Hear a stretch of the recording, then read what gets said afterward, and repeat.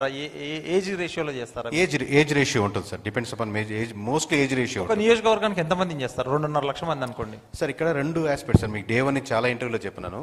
ఇప్పుడు ఒక 1200 నుంచి 1300 వరకు ఫీల్డ్ సర్వే ఉంటుంది. అంటే నేను మిమ్మల్ని అడిగాను, మిమ్మల్ని ఒక శాంపుల్లో తీసుకుంటాం, ఇది 1300 తీసుకున్నాం అనుకోండి. ఇలా కాకుండా ఒక 200 శాంపుల్స్ వరకు ఉంటాయి. ఆ 200 శాంపుల్ నేను చెప్తాను స్టోరీ, దాని వెయిటేజ్ మీరు చెప్పండి. నేను అంటే ఇప్పుడు మీరు వచ్చిన లీడర్స్ ఆ మండలానికి వెళ్ళి ఒక వ్యక్తిని కలిశారు. ఆ వ్యక్తి 40 సంవత్సరాల నుంచి రాజకీయాల్లో ఉన్నారు, మొత్తం తెలుసు. ఆయనతో టీ తాగుతానో లేకపోతే అన్నం తింటునో భోజనం చేస్తునో ఆయనతో ఒక 15 నిమిషాల నుంచి ఒక గంట సేపు లేదా 2 అవర్స్ గడిపిన తర్వాత ఆయన చాలా ఇన్ఫర్మేషన్, ఆయన 40 సంవత్సరాల ఇన్ఫర్మేషన్ మనకు చెప్పాలని చూస్తాడు. పైగా కేకే సర్వీస్ నుంచి బ్రాండ్ నుంచి వస్తే ఇంకొక గంట సేపు కూర్చొని ఎంతో ఇన్ఫర్మేషన్ చెప్పాక, సార్ నేను ఒక శాంపుల్ కలిసాను సార్ అనలేము. He is not a sample, equal to the 40 years of experience in industry. So మీరు ఎన్ని శాంపుల్స్ చేశారంటే ఈ 200 శాంపుల్ ఎక్కువ, ఈ 1300 శాంపుల్ ఎక్కువ. అంటే I value to the experience, 40 years of experience. ఇక్కడ ఎవరైతే 30 సంవత్సరాలు 40 సంవత్సరాలు వృద్ధులు ఉన్నారు, మొత్తం ఒక మండలం నుంచి ఇప్పుడున్న కుర్రాళ్ళు ఊర్ల పేర్లు కూడా చెప్పలేరు, కానీ వాళ్ళు ఊర్లో మొత్తం అన్ని డైరెక్షన్ చెప్పగలుగుతారు కాబట్టి వాళ్ళ వాల్యుయేషన్ ఎక్కువ. సో ఎప్పుడు కూడా నేను ఎందుకు శాంపుల్ సైజ్ చెప్పండి, శాంపుల్ సైజ్ ఉంటుంది, బట్ దీన్ని ఎలా కన్సిడర్ చేస్తారు మీరు? ఈ 200 మందిని కలిసిన దాన్ని ఈ 1300 చెప్పొచ్చు, ఐవారు ఎన్ని చేసాం, ఫీల్డ్ శాంపుల్ కానీ ఈ 200 మంది నియోజకవర్గం కలిసిన యొక్క వెయిటేజ్ ఎంత?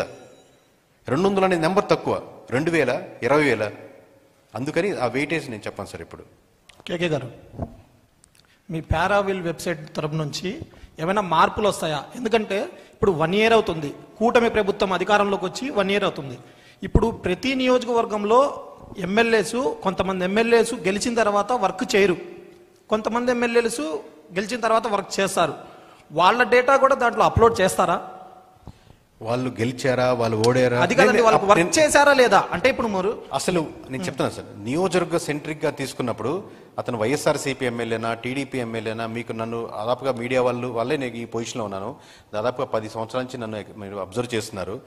నాకు ఏ పార్టీనో లేకపోతే టీడీపీయా, వైసీపీయా, జనసేన లేకపోతే ఇంకోటి సంబంధం లేదు. ఆ నియోజకవర్గం ప్రజలు, ఆ మండలం ప్రజలు మళ్ళీ అతను గెలిపిద్దాం అనుకుంటున్నారు. ఆ ప్రశ్నకి లేదు, మేము ముక్త కంఠంతో అతనైతే మేము ఈసారి ఓటేయము అంటే అదే రిపోర్ట్లో ఉంటుంది. దాదాపుగా 19 మంది మధ్య, మీకు ఇంకా 2-3 పాయింట్స్ యాడ్ చేస్తాను డేటా వచ్చాక, 19 మంది ఎమ్మెల్యేల మధ్య దాదాపుగా 30% వాళ్ళకున్న ఓట్ బ్యాంకింగ్లో తగ్గుతుంది. అంటే లాస్ట్ టైం ఆ నియోజకవర్గంలో ఆ ఎమ్మెల్యేకి 100 ఓట్లు పడ్డాయి అనుకోండి, ఇప్పుడు ఆల్రెడీ 70కి వెళ్ళిపోయాడు అనమాట. అతనికి పడ్డ ఓట్ల గురించి మాట్లాడుతున్నాను. ఈ విధంగా 19 మంది ఉన్నారు. నేను 30% గురించి మాట్లాడుతున్నాను. మరి 25%, 5%, 10% వస్తే ఇంకా ఎంత వేరియేషన్స్ వస్తాయి? అంటే అలాగే చెప్పండి. ఇప్పుడు మీరు సర్వే చేసేటప్పుడు ఈ నియోజకవర్గంలోకి వెళ్ళి, ఈ విలేజ్కి వెళ్ళి, మండలాలకి ప్రతి చోట తిరుగుతారు. అక్కడ కొంతమంది వాళ్ళ సమస్యలు కూడా చెప్తారు. అవును, ఓకే, మాకు పింఛన్ రావట్లేదని, మాకు రోడ్డు రావట్లేదని, వాటర్ రావట్లేదని, ఇలాంటి చాలా చెప్తారు. ఇలాంటి సర్వేల్లో దీన్ని బట్టి కూడా ఏమైనా ఎఫెక్ట్ ఉంటుందా? అదే సార్, ఇప్పుడు ఎప్పుడైనా సరే కోర్గా ఉండే, అంటే నేను ఇంకా అసలు సమస్య లేదు ఆలోచించనని ఓట్ బ్యాంకింగ్ పెద్ద కాదు, కానీ న్యూట్రల్గా ఉండే ఓట్ బ్యాంకింగ్, నాకు రోడ్డు కావాలని, మున్సిపాలిటీ బాగుండాలని, ఊరు చెత్తంతా రోడ్డు అవతలే వేస్తున్నారని, అసలు మాకు ఎన్ని ప్రామిసెస్ చేశారు వీళ్ళు, ఇస్తారా ఇవ్వట్లేదా అని చెప్పి, వీటి మీద రోజుకి ఎఫెక్ట్ పడుతుంటుందండి. ఫస్ట్ ఇయరే కదా, సెకండ్ ఇయరే కదా ఉండదు. Everyday is value. మీకు మధ్యాహ్నం తింటే మళ్ళీ రాత్రి ఆకలి అవుతుంది, రాత్రి తింటే పొద్దున ఆకలి అవుతుంది. Everyday is important. మీ మనసుకి మీ ఇంట్లో ఒక సమస్య వచ్చినప్పుడు, ఎప్పుడో జరిగింది అనుకోరు కదా, ఆ సమస్య ప్రతి ఒక్కటి ఎక్కువ జరుగుతుంటే ఇందాక సార్ చెప్పినట్టుగా ప్రభుత్వాలు మారిపోతూ ఉంటాయి ఎక్కడైనా సరే. కేకే గారు అండి, ఇప్పుడు ఇందాక మీరు చెప్పారు 7% జూనియర్ ఎన్టీఆర్ అండ్ 11% వచ్చేప్పటికి జగన్మోహన్ రెడ్డి గారు అన్నారు. కాదండి, మీకు ఓవరాల్ ఆన్ యావరేజ్గా ఏజ్ వైజ్గా చూసుకుంటే అన్ని ఏజ్లో 11% ఉంది. ప్లీజ్ ఎలాబరేట్, ఎందుకంటే ఇందాక మీరు చెప్పేప్పుడు నేను చెప్తాను, అందుకే మీకు డేటా వైజ్గా అదే క్వశ్చన్ చెప్తాను. జూనియర్ ఎన్టీఆర్ గారు కదా మీరు అడిగేది. ఏజ్ వైజ్గా చూసుకుంటే అండి, అంటే 18 నుంచి 25 సంవత్సరాలు, 26 నుంచి 40 సంవత్సరాలు, 41 నుంచి 60, 60+లో ప్రతి ఏజ్ గ్రూప్గా డివైడ్ చేసుకుంటే ప్రతి దగ్గర 11.73, 11.78, 11.89, 11.49 అలా యావరేజ్గా కన్సిస్టెంట్గా ఉంది.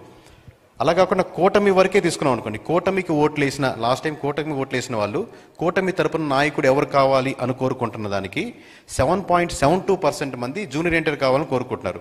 అదే పవన్ కళ్యాణ్ గారిని, అంటే కూటమి తరపున ఓట్లేసిన వాళ్ళలో పవన్ కళ్యాణ్ గారిని 39.53% వచ్చింది, నారా లోకేష్ గారికి 47.55% వచ్చింది. బట్ వైఎస్ఆర్సీపీకి వచ్చేసరికి, అంటే కూటమి తరపున లీడర్ ఎవరు ఉండాలని కోరుకుంటున్నారు అని వైఎస్ఆర్సీపీ వాళ్ళని అడిగితే వాళ్ళలో 33% నారా లోకేష్ గారికి వచ్చింది, 37% పవన్ కళ్యాణ్ గారికి వచ్చింది. ఇక్కడ జాగ్రత్తగా నోట్ చేసుకుని ఉండండి. 21.53, దిస్ ఇస్ ద హైయెస్ట్ అండి. వైఎస్ఆర్సీపీ వాళ్ళు కూటమి తరపున ఎవరు లీడర్ ఉన్న దాంట్లో 21% జూనియర్ ఎన్టీఆర్ గారికి వచ్చింది. సో నేను ఎలాగ స్టార్ట్ చేశాను కాబట్టి 2-3 పాయింట్లు నేను మీకు ఇంక్లూడ్ చేస్తానండి. అంటే లిక్కర్ పాలసీ మీద ఒక క్వశ్చన్, అంటే జస్ట్ చాలా అంశాలు ఉన్నాయి, జస్ట్ మీకు రిఫరెన్స్గా 2-3 పాయింట్లు చెప్తానండి. లిక్కర్ పాలసీ మీద లాస్ట్ టైం వైఎస్ఆర్సీపీది బాగుందా కూటమిది బాగుందా అన్న ప్రశ్నకి కూటమిది బాగుంది ఖచ్చితంగా అనుకునే వాళ్ళు 57.49% ఉన్నారండి. అదే వైఎస్ఆర్సీపీ నుంచి అపోజ్ చేసేవాళ్ళు 42.90, వైఎస్ఆర్సీపీ నుంచి స్ట్రాంగ్లీ అపోజ్ చేసేవాళ్ళు, సంవాట్ అపోజ్ చేసేవాళ్ళు, అంటే వైఎస్ఆర్సీపీ తరపు నుంచి వీళ్ళు 42.90 ఉన్నారు.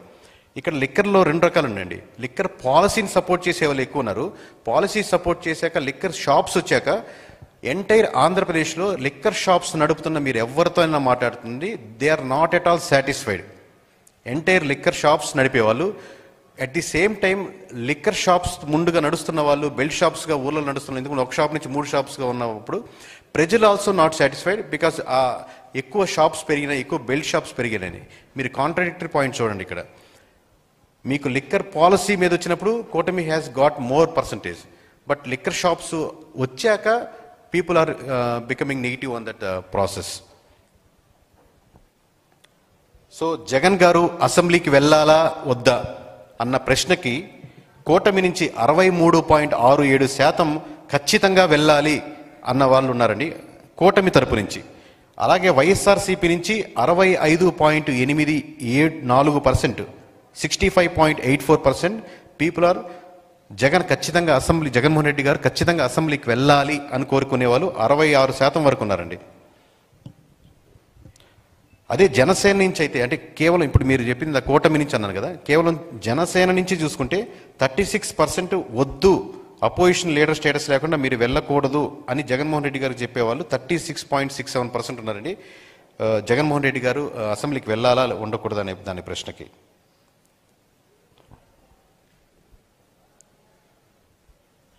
అలాగే సచివాలయం మీకు అందరికీ గుర్తుంటుంది, వైఎస్ఆర్సీపీ ఉన్నప్పుడు సచివాలయం వచ్చింది, ఇప్పుడు అదే సిస్టమ్ కంటిన్యూ అవుతుంది. ఇంతకుముందు పంచాయతీరాజే మోస్ట్లీ ఉండేది.